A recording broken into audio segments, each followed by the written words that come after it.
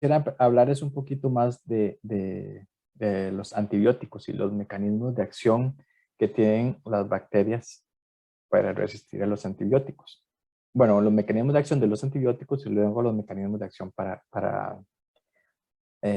cómo resisten las bacterias.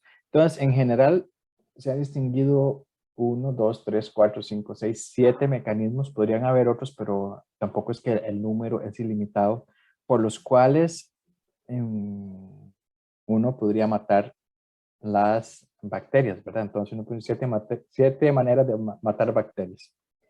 Y entonces el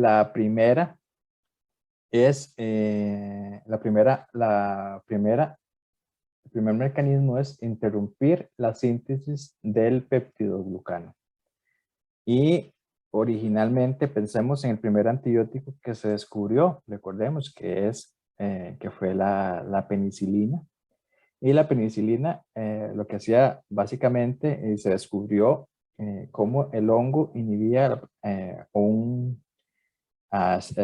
Staphylococcus aureus, que como ya hemos mencionado es un patógeno gram positivo, y que los gram positivos tienen una capa, una membrana monodérmica con una cubierta gruesa de peptidoglucanos. Y bueno, lo que se ha descubierto es que eh, lo, lo, lo que se llaman beta-lactámicos, y también están en este grupo las cefalosporinas, lo que hacen es interrumpir la formación de las capas múltiples de peptidoglucanos, ¿verdad? Entonces estos se van asociando y lo que hace es cortar. Entonces, al no formarse el peptidoglucano, digamos que las células pierden esa rigidez estructural, y la misma presión interna de las células del citoplasma hace que, ¡pum!, exploten, ¿verdad? Entonces, ese es el primer mecanismo, el cual, bueno, entre eso tenemos eh, diferentes ya antibióticos como ampicilina, penicilina, amoxicilina, vancomicina. Nótese, quisiera nada más que, por ejemplo, tanto amoxicilina como vancomicina son de los antibióticos más utilizados hoy en día. Está meticilina, todas las cefalosporinas, cefalosporinas. Hay de primera, segunda, tercera, cuarta. Yo conocía cuarta generación hasta hace muy poco, pero ya se conoce inclusive cefalosporinas de quinta generación. A partir de la segunda generación, todas son diseñadas por métodos químicos, o sea, estructurales. No es que son naturales, sino que han sido sintetizadas por, digámoslo, evolución dirigida. Y tenemos los imipenems, que son parte de los carbapenems también. Pero todas estas, entonces, y entre los grupos, entonces tenemos beta-lactámicos, glicopéptidos, bacitacinas, fosfonopéptidos, que son, esta es una clasificación más por grupos, y que, bueno, entonces el primer target son los peptidoglucanos. El segundo target que uno puede decir, entonces, como hablamos anteriormente, es buscar compuestos o antibióticos que se unan a la subunidad grande, la 50S del ribosoma, y que inhiben la síntesis de proteínas. Y entonces, dentro de estos hay diferentes grupos, ¿verdad? Tenemos los ácido fusídico, fenicoles, estreptograminas, macrólidos, oxalido, oxalido, oxalidinonas, ese no lo manejo bien, pero algunos ejemplos clásicos, entonces tenemos la eritromicina, espectomicina, el cloranfenicol. Eh, y bueno, entonces como hemos visto, es un target eh, eficiente, pero no necesariamente tan eficiente como los que se unen a la subunidad pequeña. Dentro de la subunidad pequeña tenemos los aminoglicósidos, tetraciclinas, y bueno, estos otros grupos, entonces lo que hacen es inhibir se une al ribosoma, entonces inhibe la síntesis de proteínas. Y dentro de esas tenemos algunos también de los más característicos, como por ejemplo la gentamicina, la kanamicina, la streptomicina, la tetraciclina, y tenemos otras variantes como por ejemplo la oxitetraciclina.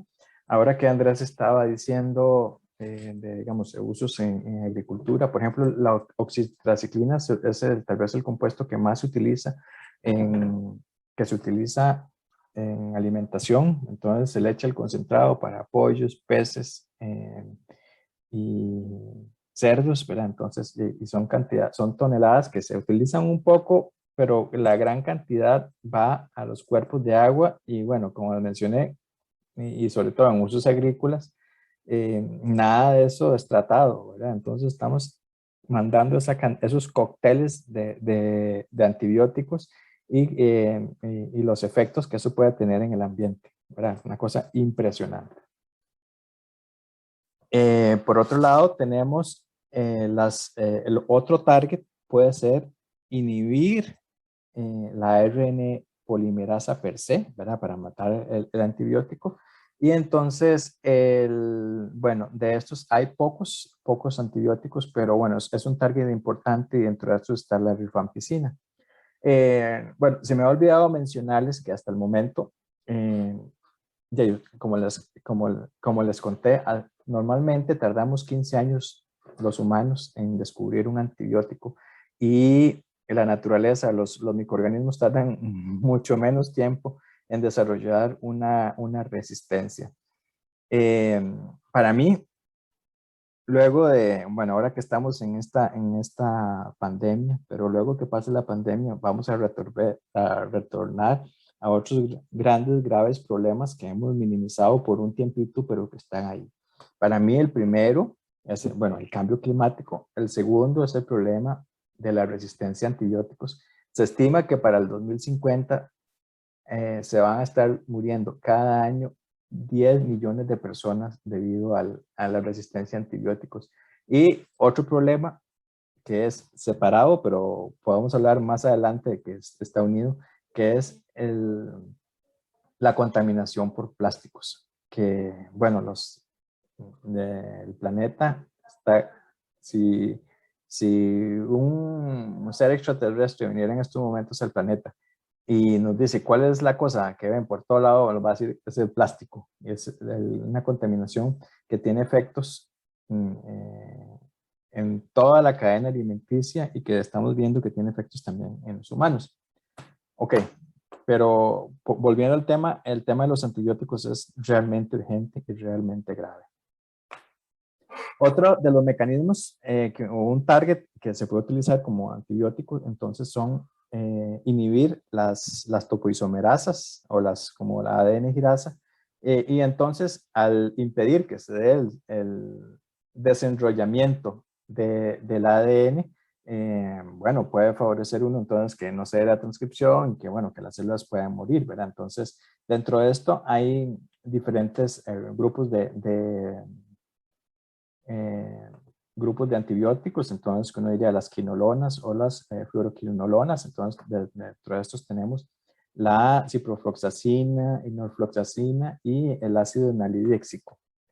Luego, las otras estrategias, otra estrategia es inhibir la síntesis de algunos metabolitos esenciales o algunos aminoácidos esenciales para que la bacteria pueda vivir. Entonces, es afectar directamente algunas rutas metabólicas. Entonces, tenemos las sulfamidas aquí, o sulfonamidas, que se usa el nombre lo mismo.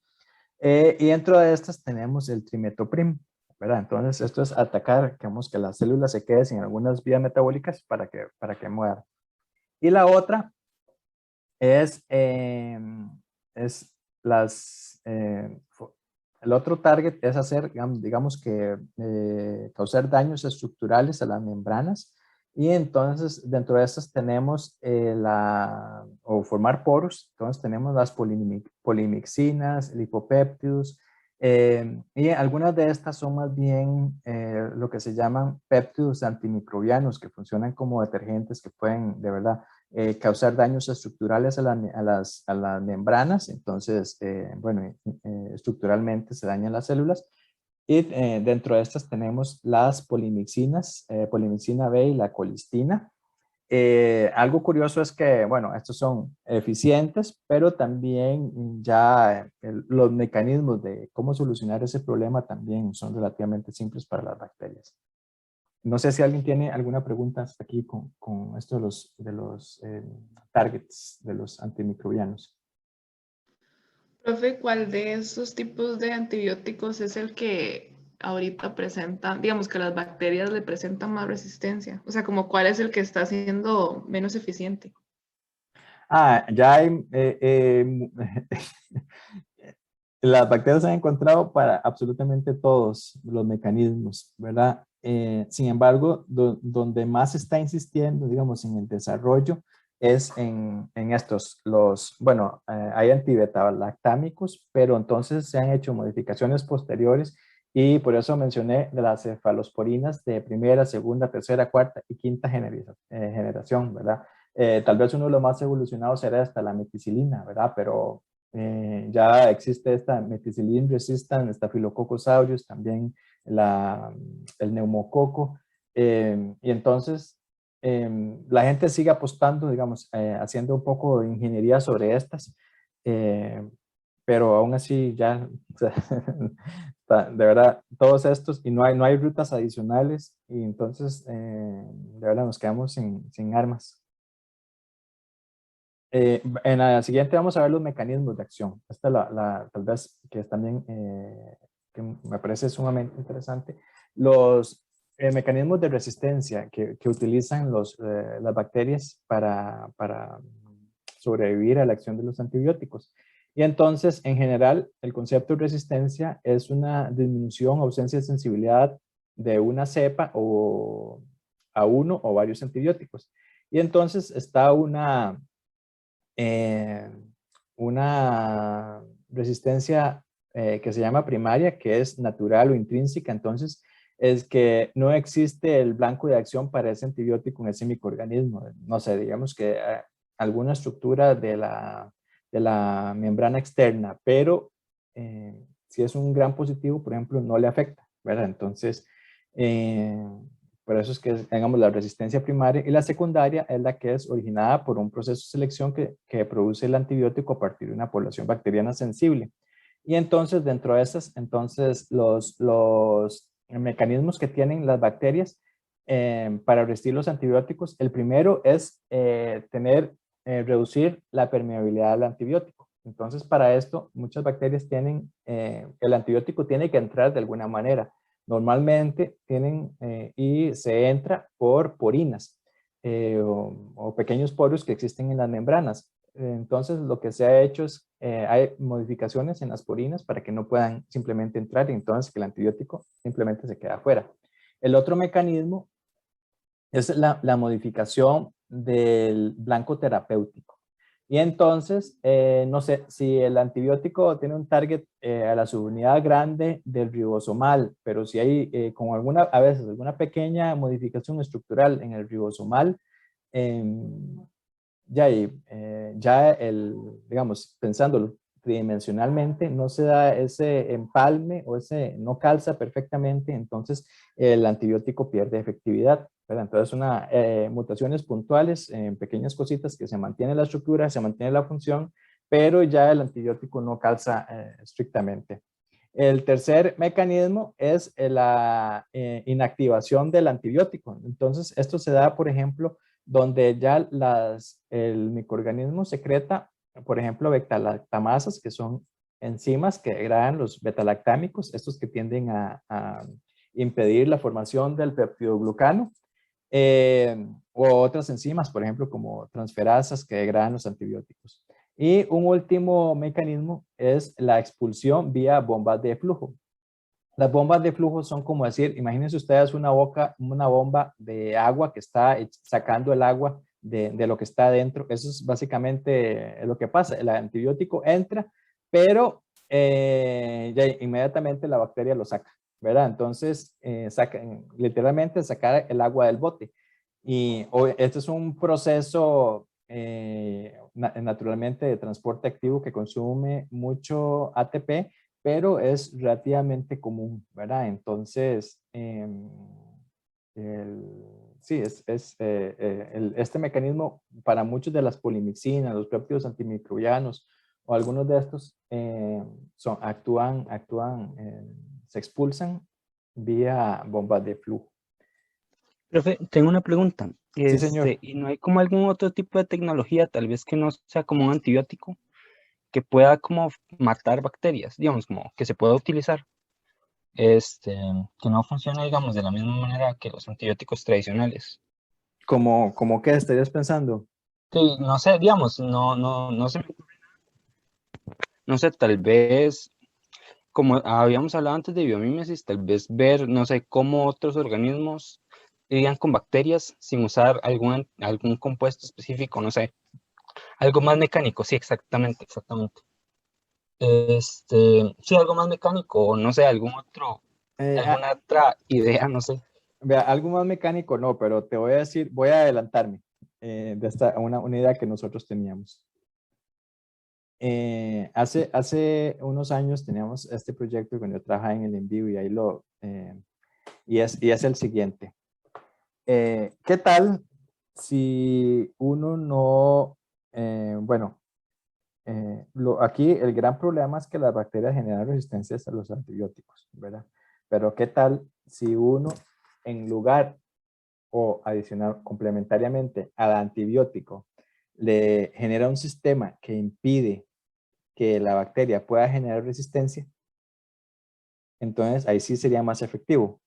No sé si me comprende. O sea, vamos a usar el antibiótico y además vamos a darle algo para que la bacteria no pueda generar resistencia.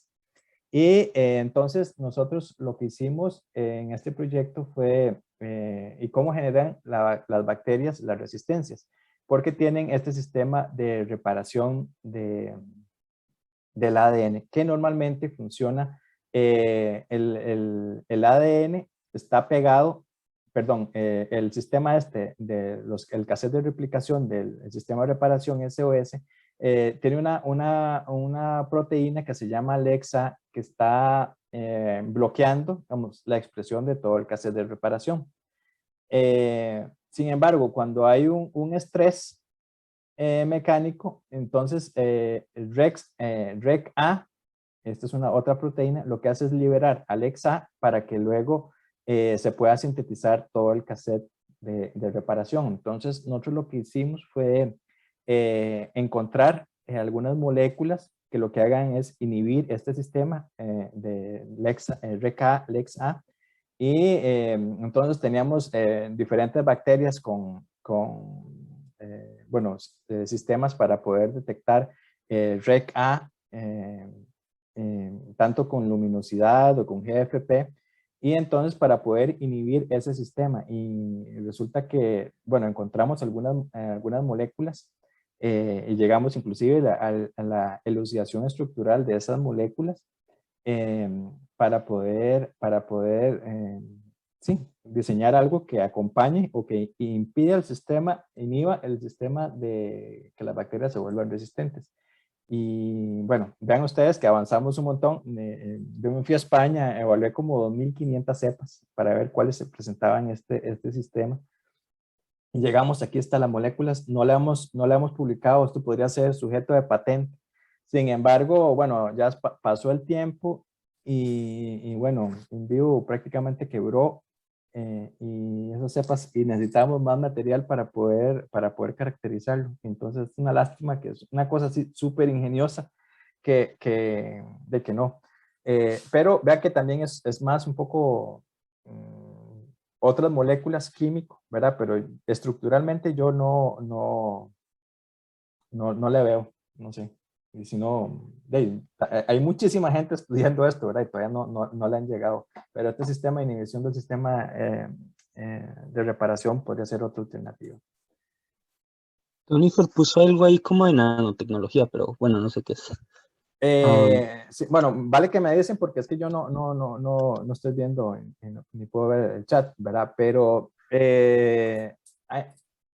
el tema, digamos que se han usado partículas, nanopartículas de plata para matar las células, ¿verdad? Y bueno, eso está publicado. Sin embargo, ya eso es muy inespecífico, ¿verdad? Y además es algo que me parece que todavía está muy joven. Yo en estos momentos estamos estudiando también los efectos, estamos, bueno, con unos colegas en la Universidad Nacional sintetizando nanopartículas, particularmente de plásticos y viendo la sensibilidad y la toxicidad.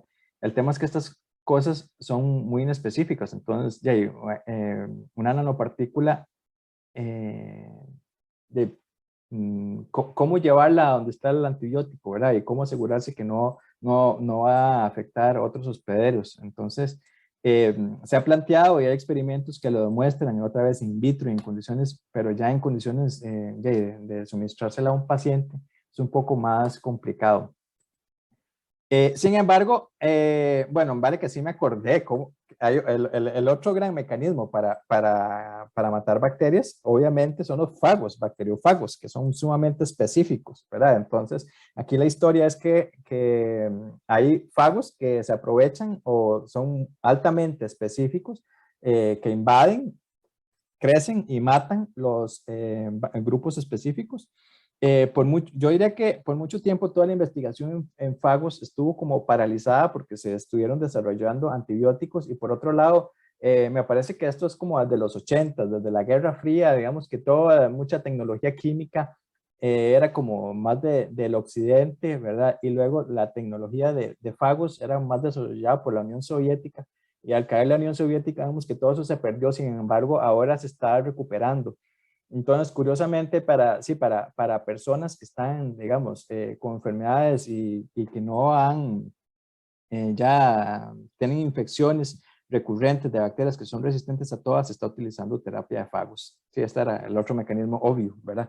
Pero, sin embargo, más adelante les voy a poner el semestre pasado o el año pasado, tengo un amigo que es de la Universidad Libre de Berlín que trabaja en estos temas y dio una clase, bueno, y para mí es una de las personas más inteligentes que he conocido en mi vida, más brillantes que he conocido en mi vida, y nos dio una clase sobre péptidos antimicrobianos y resistencia. Se las voy a poner en una de estas más avanzadas para quienes les interesen este tema, para que lo vean, y él planteaba algunas otras sugerencias terapéuticas de cómo se está usando ahora, por ejemplo, utilizar muchos combinaciones de antibióticos o curiosamente hay algunas bacterias que son resistentes a los antibióticos más modernos, pero curiosamente ya perdieron la resistencia a los antibióticos más viejos. Y entonces esa también sería otra opción, ¿verdad? Utilizar estos antibióticos que ya se habían dejado de usar. Entonces, bueno, hay gente que está haciendo investigación en otras cosas, pero o sea, el número de opciones sí es limitado. Ok, continuamos. Para recordar, entonces, los 4 mecanismos básicos, el uso de enzimas, por ejemplo, beta-lactamasas, que hacen es, se secretan y entonces degradan el antibiótico, entonces el antibiótico ni siquiera entra. Las porinas, que simplemente reconocen el antibiótico, entonces simplemente se cierran. Tenemos la alteración del sitio blanco, entonces son modificaciones estructurales, bueno, genéticas y estructurales en el sitio blanco, entonces para que el antibiótico no se pegue. Y luego las bombas de flujo, entonces que el antibiótico entra y como entra va saliendo, ¿verdad? Por canales específicos y utilizando mucha energía. Continuando con la regulación de la expresión en procariontes y en bacterias particulares, entonces existen muchos mecanismos para controlar la expresión de los miles de genes.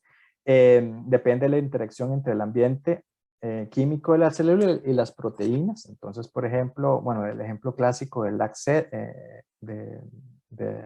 ¿verdad? Que entonces, si hay mucha lactosa si hay mucha lactosa en el medio, entonces un represor del operador se inhibe y entonces todos los genes que tienen que ver con la transcripción se activan, entonces digamos que se consume la lactosa y una vez que se consume, otra vez, por ejemplo, entonces el operador, el represor, la lactosa ya libera al represor y el represor actúa sobre el operador y ya no se produce la expresión. Esto ya les conté sobre este experimento de una forma alternativa de la inhibición del sistema de reparación SOS en bacterias. Y bueno, hablando de mutaciones, entonces, por definición, es un cambio heredable en la secuencia del ADN. Normalmente se da en una baja frecuencia en poblaciones naturales, anda entre 10 a la menos 7, 10 a menos 11. Entonces, las mutaciones en realidad son muy bajas. Sin embargo, en microorganismos, al tener población, una tasa rápida de crecimiento, ¿verdad? Se pueden dar, digamos que en relativamente menos tiempo. Hay diferentes tipos de mutaciones, las espontáneas. Entonces, bueno, cuando en algún momento haciendo una pasantía en España, que estábamos buscando, desarrollando el sistema, me tocó hacer una bacteria resistente a 7 antibióticos distintos. Pero una de las maneras más fáciles es esa, nada más exponer una bacteria a un antibiótico a bajas dosis y cultivarlo varias veces hasta que se encuentra, por puro azar, alguna bacteria que es resistente. Luego, bueno, hay mutaciones que son inducidas, hay selectivas y no selectivas, es decir, que se fijan o no se fijan, puntuales. Cuando se hace una transición, es decir, un cambio entre pirimidinas o entre purinas, transversión entre purinas y pirimidinas, o hay delección o inserciones digamos, en la secuencia de los genes, y entonces esto puede hacer que a veces estas deleciones o inserciones o las mutaciones pueden ser que a veces no se produce un cambio observable porque es una mutación silenciosa, el codón codifica para el mismo aminoácido, por ejemplo. En otros casos sí se puede alterar la función porque dependiendo del cambio puede ser que haya un cambio de sentido o que se pierde la función porque digamos, no sé, pone un codón de terminación, ¿verdad? Entonces hace que la proteína ya no funcione.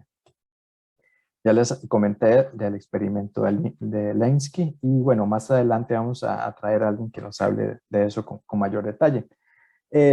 Para volver a los procesos más importantes de transferencia lateral de genes, entonces tenemos la conjugación y que es la transferencia de ADN entre una célula receptora y una donante. Que tenemos en esta figura esto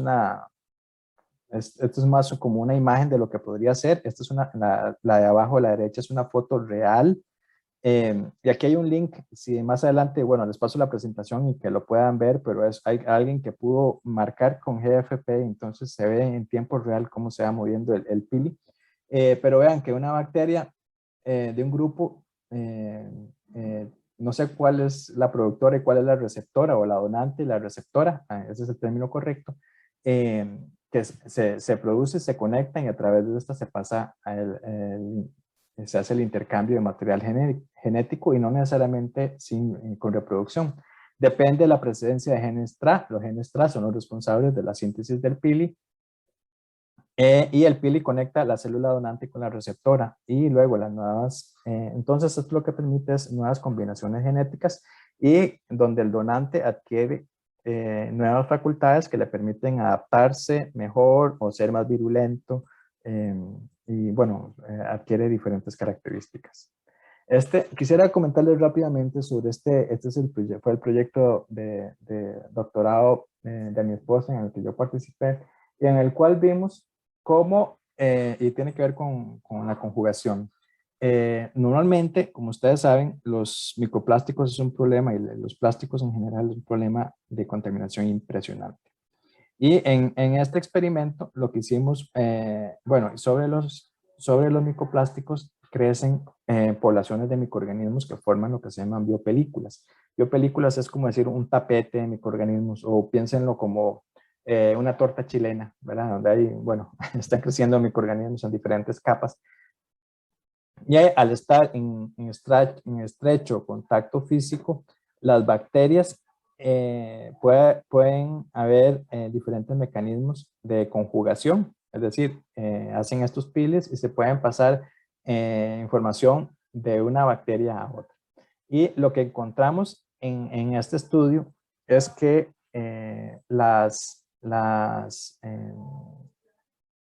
bueno, y lo que se hizo en el experimento fue exponer microplásticos en el ambiente y luego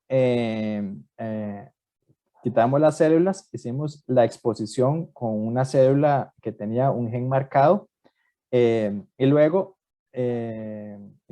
con un gen de resistencia a trimetoprim y luego por citometría de flujo acoplada fluorescence activated cell sorting, citometría de flujo acoplada a fluorescencia, uno podía determinar las células o cómo se pasaban los plámidos de una bacteria a otra.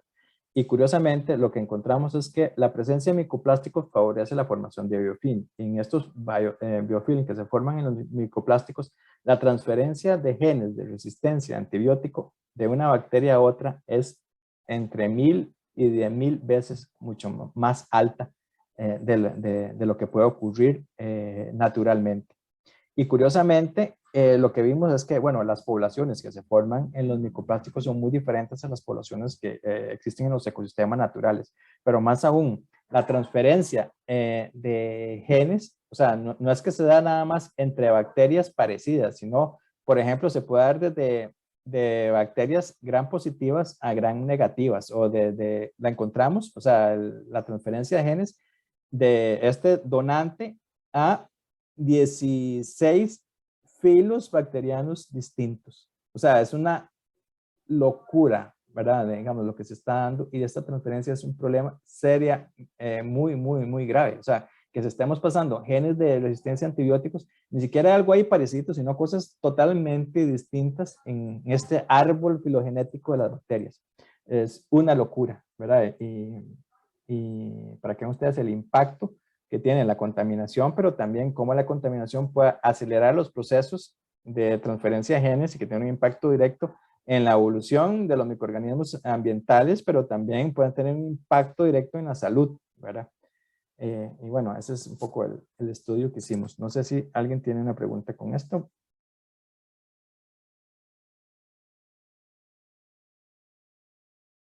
Ok, si no, continuamos. El otro proceso por el cual se pasan los genes, entonces, es transformación. Entonces, esto es normalmente que las células tienen capacidad de captar e incorporar material genético exógeno en el cromosoma, y muchas veces puede ser natural o artificial. Artificial se usa muchísimo en el laboratorio, en el cual normalmente lo que se hace es hacer una célula competente. Una célula competente es aquella a la cual se le hacen algunos pequeños, digamos que huequitos, por los cuales se puede captar el ADN y luego el ADN se incorpora. Entonces, las células competentes normalmente se hacen, el método más clásico es con cloruro de calcio, y que hacen algunas perforaciones en las membranas, y sobre estas luego uno puede poner un plásmido de ADN tal cual, y por cambios en temperatura se puede entrar el ADN e incorporar como un plásmido nuevo dentro de la célula receptora. La transducción, como les comenté anteriormente, entonces es la transferencia de un fragmento de ADN de una bacteria a otra por medio de un bacteriófago, y es altamente especializada.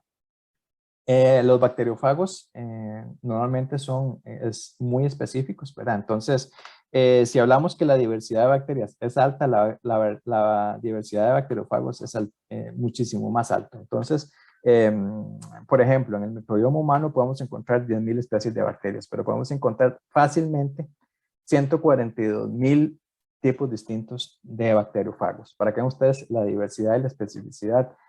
Por eso también puede ser una herramienta terapéutica muy importante, digamos, para el control. En el caso de las personas que ya encontramos bacterias que son resistentes a todos los antibióticos, pero si se encuentra un fago que es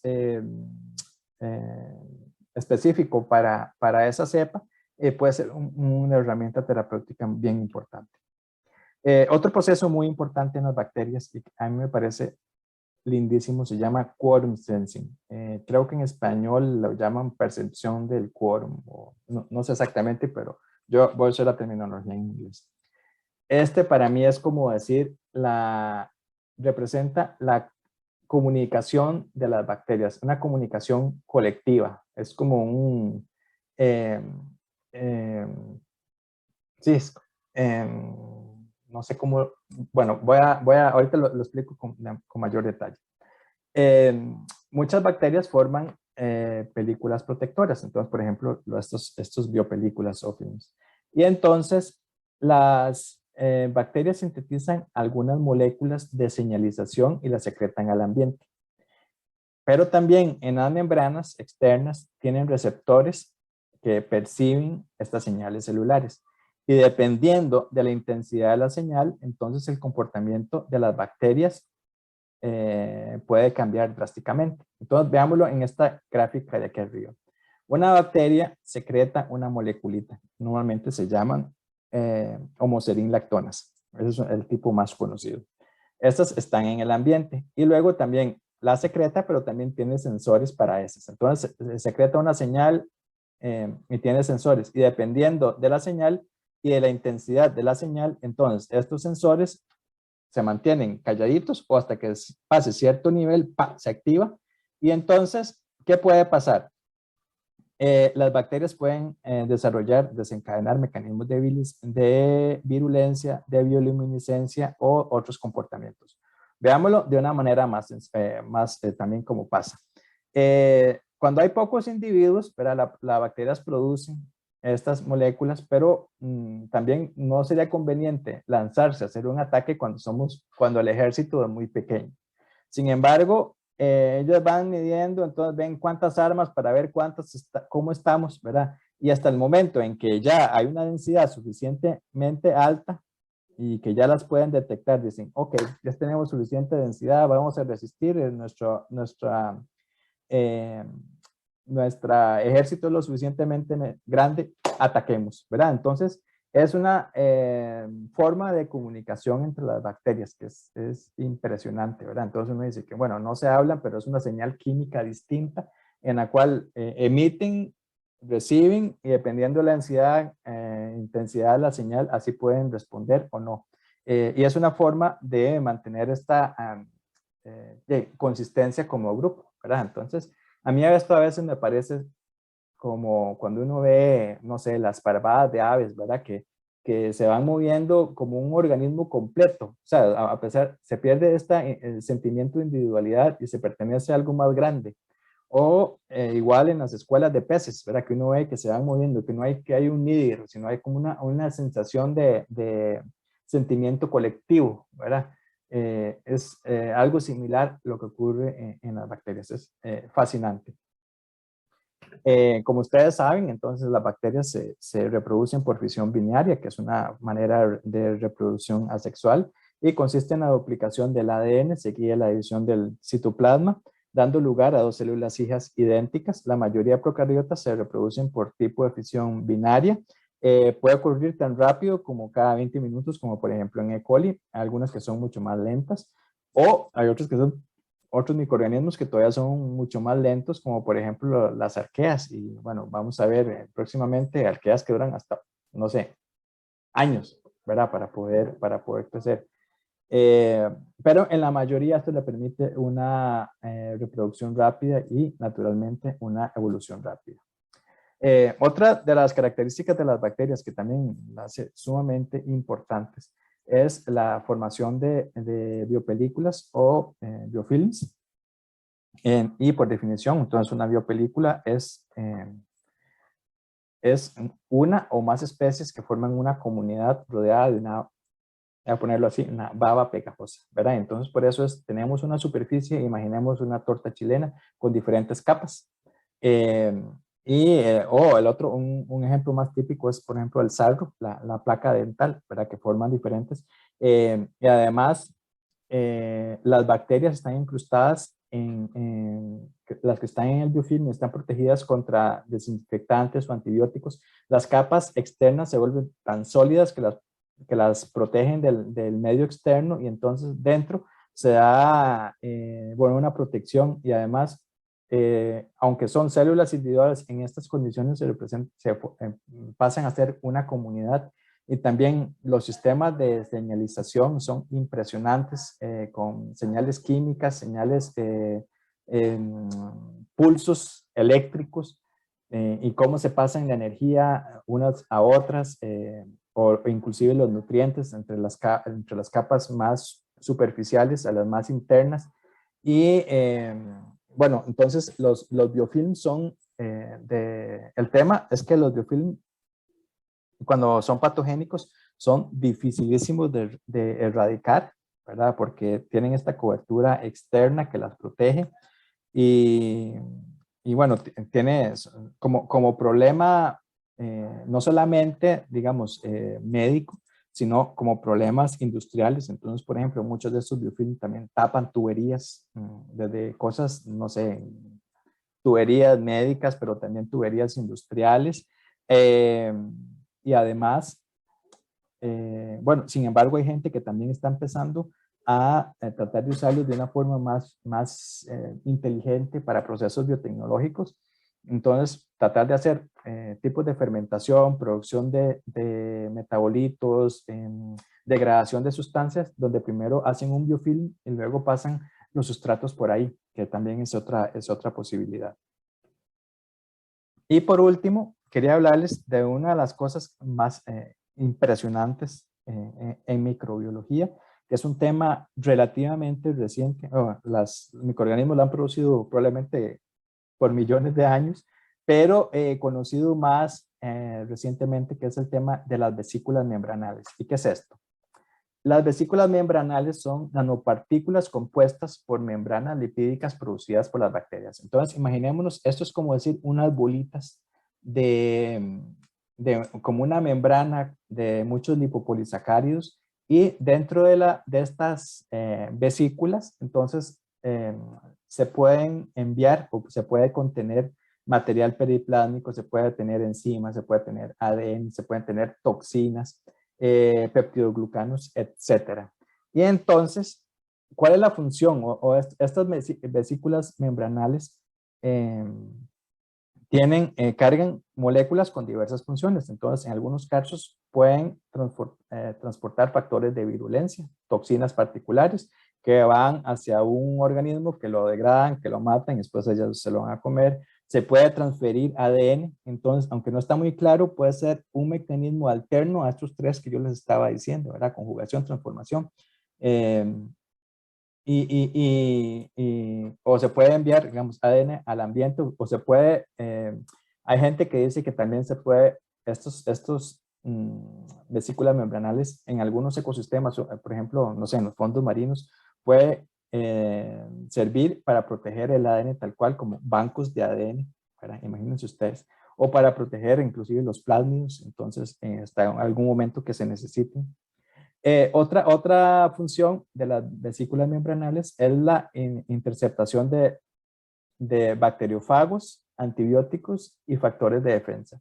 Imagínense ustedes ¿cuál es creo que es el pulpo? Bueno, no, estos que secretan una cosa negra cuando están atacados en organismos marinos. Calamares. Los calamares. Funciona más o menos así. Cuando las bacterias están en alguna condición de estrés, digamos, como por ejemplo bacteriófagos, antibióticos y factores de defensa, secretan muchísimos de estos para que estos caigan en el bacteriófago, ataquen el bacteriófago, el antibiótico, y no ataquen la célula tal cual. O sea, es un mecanismo de defensa maravilloso, interesantísimo.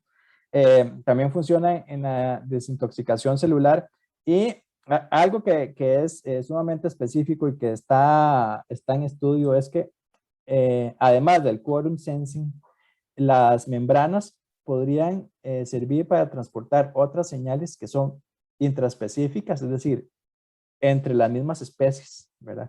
O pueden mandar señales a otras especies, e inclusive algo que se está estudiando, que es un mecanismo de señalización entre especies de diferentes reinos, inclusive.